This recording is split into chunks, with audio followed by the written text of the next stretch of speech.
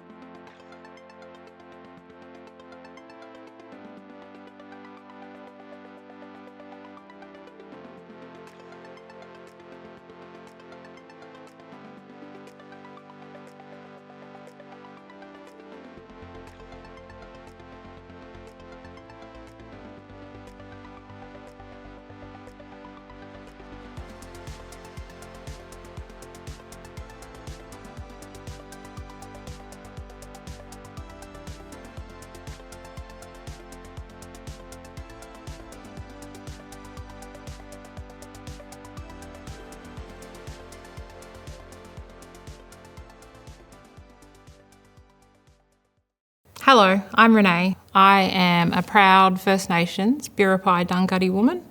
I am an artist, I'm a mum, I'm an auntie, I'm a community educator, I'm a community organiser and disability justice and gender justice advocate. I have brought along today my headphones. They are representative of me. I'm a neurodivergent person and they also are noise cancelling and play all of my favourite music. Hi, my name's Talitha and I've brought in my wrist straps with me today. I use them for competitive powerlifting, but they signify a pathway to my diagnosis and empowering me as a disabled woman. My name's Christine. I'm a disabled woman. My disability was acquired in 2019.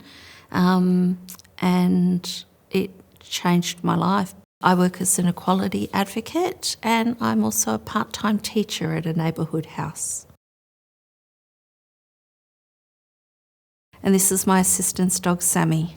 My name's Annabelle. I'm an occupational therapist and a disability advocate with lived experience. These are my favourite earrings. They represent my intersectional identity as part of the queer community as well as part of the disabled community.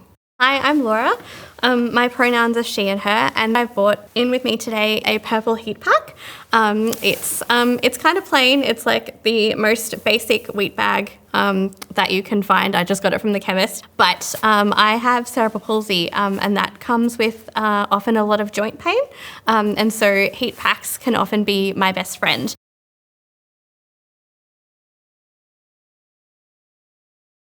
As someone with an energy-limiting disability, it takes a toll. We then have to choose whether we have access for our disability or access to our culture because it feels like we're not given the choice. We have to choose either being disabled or being a blackfella. And barriers that we face from both of those intersections are really difficult.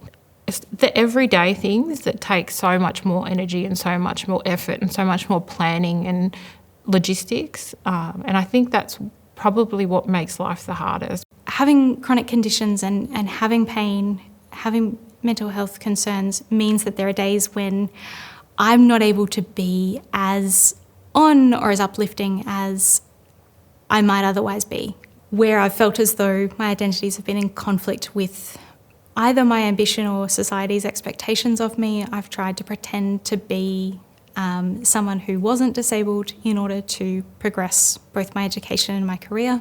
Because my diagnosis is also not widely known about, I don't get taken as seriously. I quite often have to fight and argue and do my own research. I can leave feeling really unvalidated, really unsafe. My experience may differ from someone without a disability because there's not as many screening questions, there's not as many fear responses at the start. There isn't internalised ableism or unconscious bias with that person. There isn't a lack of understanding about the person, even though they don't know anything about them as a surface level. I think they don't have to work twice as hard at times to be able to get recognition. It can be compounding to be proud and identify as a disabled queer person, needing to choose whether it's safe to identify as either one of those things or both. I'm a woman over 50. I'm disabled. I'm overweight. And all of those intersectional things mesh together and create quite a mess for society to accommodate. My experiences would differ from someone who was able-bodied because there just simply aren't the same barriers and I guess systemic and structural inequities that people without my lived experience would have to face every day. The internalised ableism, which again isn't a literal barrier but is still very much a challenge and something that myself and many disabled people are kind of constantly grappling with, given that we live in a very ableist world, a world that wasn't built for people with bodies and minds like mine.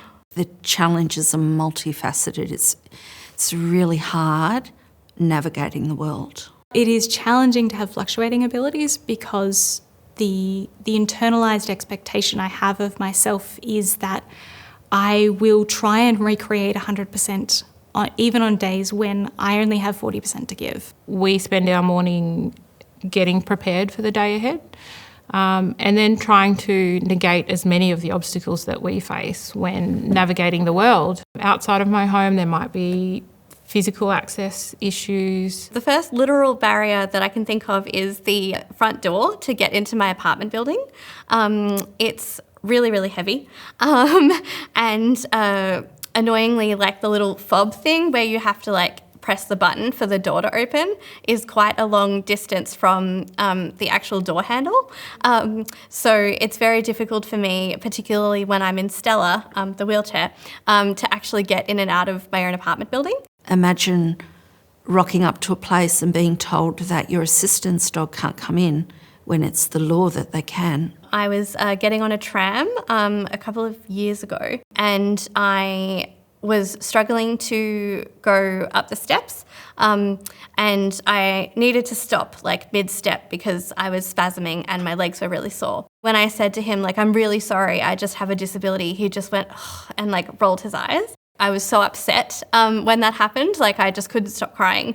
And I'm just kind of, I guess, constantly hyper vigilant. I might have 4, 5, 6 different people make a comment about myself or my appearance or my wheelchair. Microaggressions all day, every day. You will never know me or much about my life by hearing a list of my diagnoses.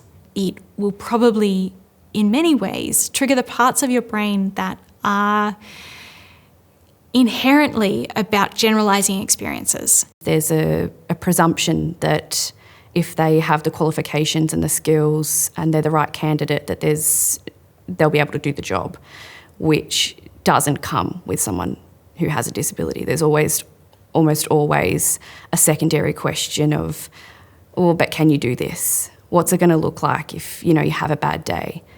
I think there's a lot of barriers that exist for people with disabilities that aren't naturally there for people who don't have them.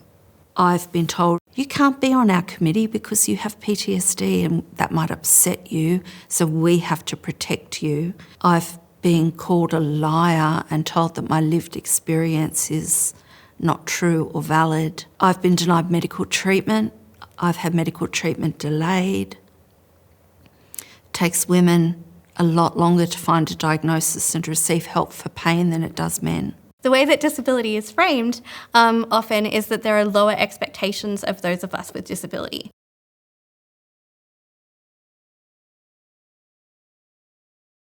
We are not a homogenous group. We come from every walk of life. We come from every political and social belief. When people refer to the needs of a disabled person as being special needs, it really bothers me. Our needs are human needs. What I might need to be able to survive and exist equally in the world, those needs are not special. They're needs that I have as a human. I would love to live in a society whereby I can ask for help without having to offer my life story and all of my trauma, or be met with blatant disbelief at every turn.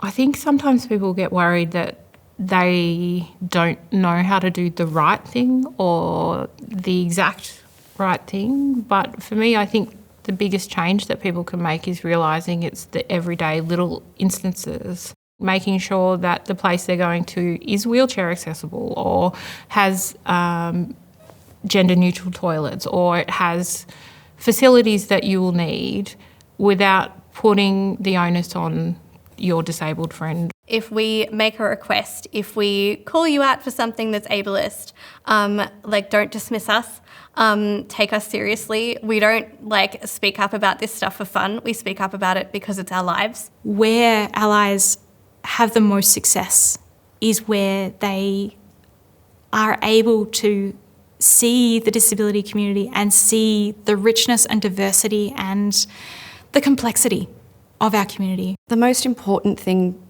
people can do is to just recognise that that person is a whole person. Disability is a large part of someone's identity, but it doesn't make that person whole. True collaboration and true working together in that space means that it creates safe spaces for people. That's how you show up as an ally.